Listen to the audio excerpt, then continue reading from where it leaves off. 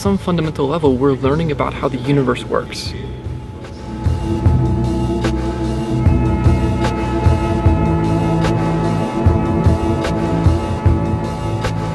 It is the phase in the expansion of the universe where all the matter which we see, all the protons, the neutrons, came to life.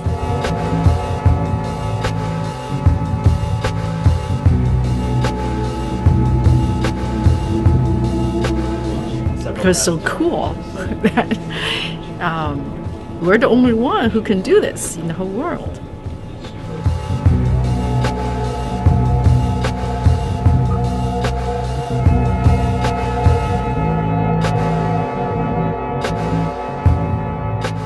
Hardly any fundamental or conceptual question which cannot somehow be answered within due course. That is really exciting.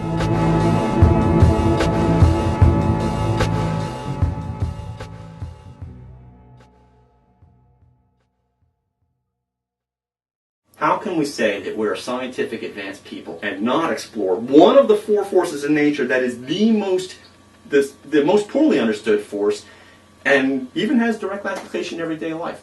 It's important from that point of view, from an intellectual furthering of human knowledge. If we want to say we're going forward as a civilization, how can we not explore the nucleus? It's insane. We still lead. We're still leading. And if we don't do this, if we stop doing this, we will go to the bottom. And I don't think that's good for the country.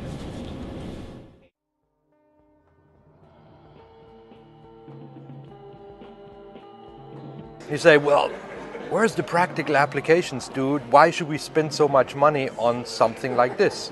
And if you want to, you can say, well, now that I understand about atoms, I make condensed matter systems and make transistors and telephones and satellites and, heart-lung machines. And then everyone says, well, yes, we should do that. Now, it's worthwhile to say, you could say, that was a circuitous route. My God, it's wasteful. Look at all the money we had to spend. Why don't we spend money to invent a heart-lung machine? It just doesn't go like this. I mean, invention comes from inspiration, and inspiration comes from seeking, really just exploration. Without Einstein, there would not be a GPS, and Einstein certainly didn't think about his theories because he thought he wants to produce a GPS for mankind. And so eventually, some of the stuff that we're talking about here will also take that path. You have to have areas like this where you absolutely push the limits of what is technologically feasible if you want to make progress, right? That's how really new technology gets developed.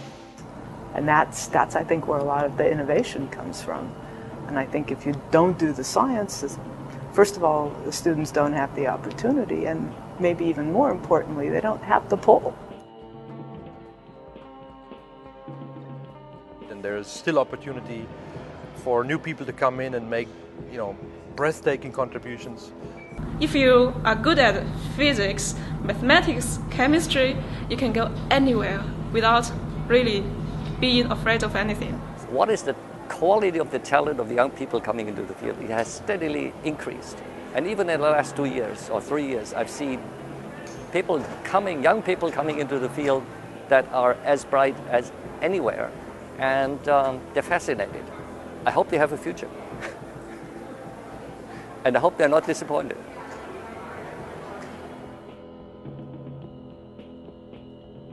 Bringing people together at a level that's beyond nations and languages and cultures. I mean, here's something, given to us by God, you could say. I mean, it really rises above everything, and you have people working together for a common goal and not against each other.